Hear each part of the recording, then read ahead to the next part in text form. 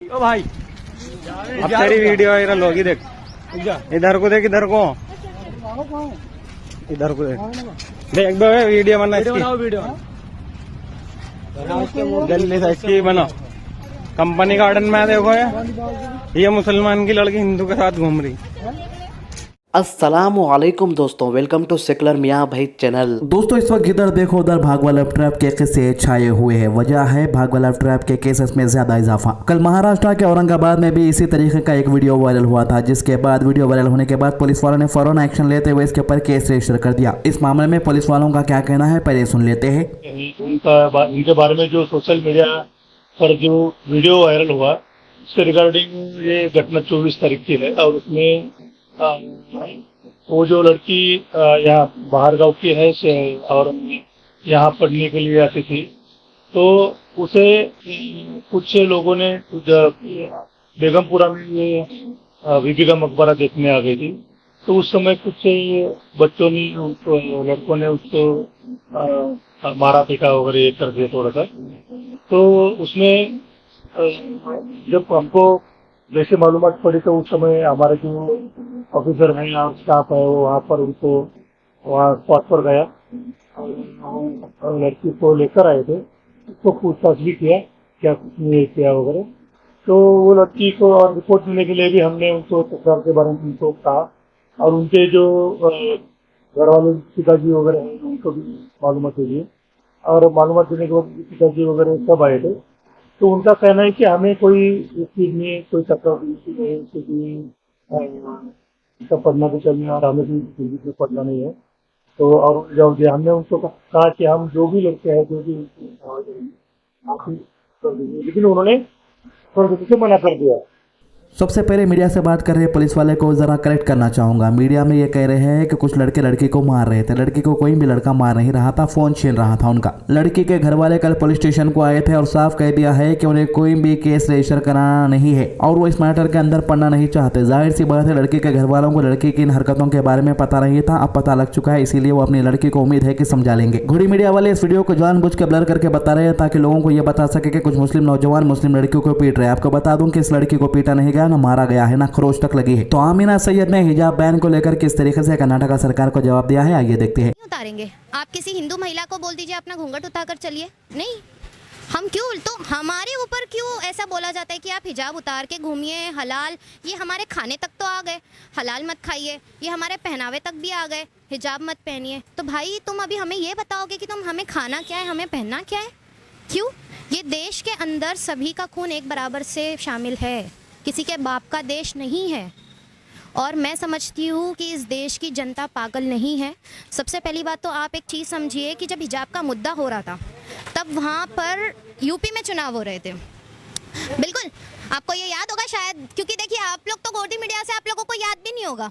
आप पूछते हो कि क्यों हुआ, ठीक है, तो मैं बताती हूँ एक चीज़ कि उस वक्त जो है ना यूपी में चुनाव चालू थे और देश भर के अंदर जो आग लगी थी कर्नाटक के अंदर हिजाब के नाम पर, वो पूरी हवा जो थी वो यूपी की तरफ जा रही थी।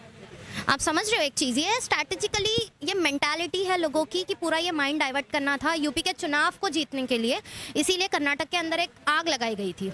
और मैं समझती हूँ कि कर्नाटक की जनता इतनी पागल नहीं है कि फिर वो ये सारी चीज़ें देखने के बावजूद आज उसी चीजों के ऊपर बीजेपी को वो वोट देंगे। तो दोस्तों हमने आपको पहले ही बता दिया था कि ये लोग एक मुहिम चला रहे इलीगल दरगाह के नाम पे और जानबूझ के मुसलमानों की प्रॉपर्टियों को कब्जा कर रहे हैं। जैसे कि आप देख सकते हैं मध्य प्रदेश के रतलाम का ये मामला है। मध्य प्रदेश के रतलाम में झमाड़ के अंदर दरगाह को गैर कानूनी तरीके से कब्जा किया जा रहा है। दरगाह में जो है हवन बनाकर दरगाह से हरा रंग हटाकर पूरा सफेद रंग कर दिया गया है और मजार को सफेद कपड़े में ढक दिया गया है। और आपको बता दूं कि ये कोई भी छोटी दरगाह नहीं है, झमाड़ दरगाह रतलाम की एक फेमस दरगाह है। ये लोग जो है कुछ दरगाहों को इलीगल कहकर पहले तोड़ देते हैं और जो दरगाह लीगल रहती है, मतलब कि जिनके कागजात पूरे मुसलमानों के पास मौजूद रहते हैं, उसको रातों रात सफेद कलर कर दिया जाता है, हरा कलर पूरी तरीके से मिटा दिया जाता है। इतना ही नहीं, मजार को भी सफेद कलर मारने की कोशिश की जाती है, मगर कि जब हरा कलर दिखता है तो उसके ऊपर एक व्हाइट कलर का कपड़ा पहना दिया जाता है। अब इसी तरीके से ये लोग जो है मुसलमानों की प्रॉपर्टियों को कब्जा करना है, मुसलमानों की प्रॉपर्टियों को बेचना है और उसी से अपनी जिंदगी गुजारना है। तो ये है हमारे मुल्क की पहलवान विनेश फोगट, जो अपनी जिंदगी जिंदगी भर की मेहनत करके जो है अपने मुल्क को गोल्ड मेडल लेकर आते हैं और ये लोगों के लिए इंसाफ करने वाला कोई भी नहीं है। ये लोगों का कहना है कि हम सड़कों के ऊपर नहीं है बल्कि हम हमारी मिट्टी के ऊपर है इंडिया की, और हमारा डेमोक्रेटिक हक है एहतजाज करना इंसाफ के लिए। आपको बता दूं बीजेपी सांसद ब्रजभूषण शरण सिंह के ऊपर जो है आरोप लगे हैं शोषण के। विनेश फोगाट ने कहा कि बीजेपी सांसद ब्रजभूषण शरण सिंह ने 100-200 नहीं बल्कि 1000 से ज्यादा लड़कियों का शोषण किया। इसके बावजूद बीजेपी वाले कोई एक्शन नहीं ले रहे इसके ऊपर। इसी वजह से हमारे पहलवानों को सड़क पर आकर एहतजाज करने की जरूरत पड़ गई है। अच्छा नहीं है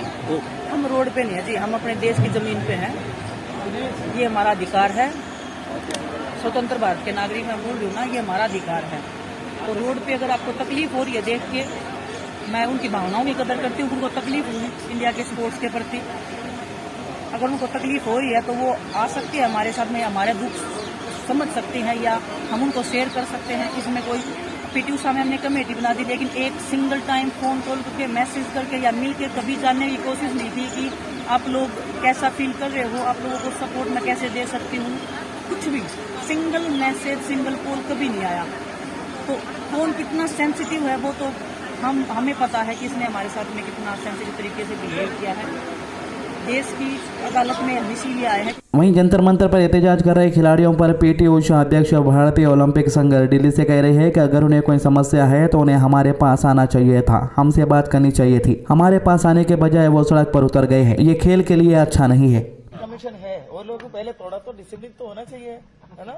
तो they should come to us earlier if they have a real problem.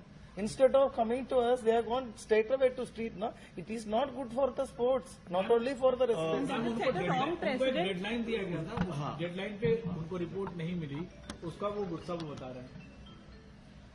Ma'am, do you think what the wrestlers are doing sets a wrong precedent for all sports and sports persons? See, I already told we are having everything like Athletic Commission, IOA. Whatever they are having feeling, they could have come to us and then it could have been solved. If it is not solving, then they can go to everywhere.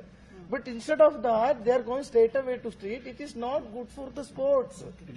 It is not at all good for the sports. So we don't want to make any problem for sports people, and we want our athletes to participate in the Asian Games. For that only, we are going to already done the ad hoc committee. And whatever has come to you so far, prima facie it doesn't. अब बात करते हैं रूबिका लियाकत को। रूबिका लियाकत को अचानक से जो है हमारे दलित भाइयों के लिए हमदर्दी शुरू हो गई। वो इसीलिए क्योंकि बिहार के अंदर नीतीश कुमार सरकार ने जो है एक क्रिमिनल को छोड़ दिया है जिसने एक दलित का कत्ल किया था। मगर रूबिका लियाकत कभी उत्तर प्रदेश या मध्य प्रदेश के ऊपर बात नहीं करती, सिर्फ उन्हीं स्टेट की बात करती है जहाँ पर बीजेपी की सरकार नहीं है। मैं हैरान हूँ, क्या राजनीति है इस देश की।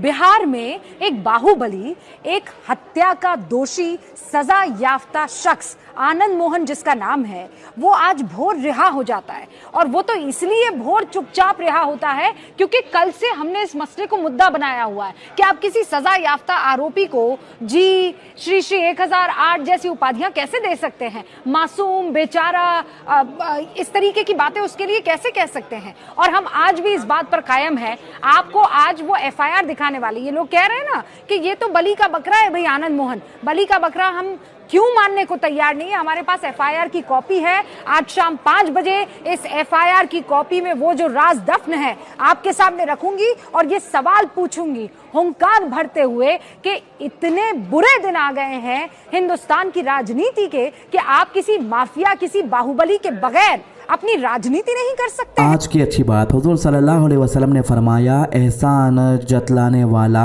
वालिदैन माँ बाप का नाफरमान और शराब का आदी जन्नत में दाखिल नहीं होगा। निसाई 5675। वीडियो को ज़्यादा से ज़्यादा शेयर कीजिए, नमाज की पाबंदी कीजिए, कुरान की तिलावत कीजिए और दुआ में याद रखिए। अल्लाह हाफिज।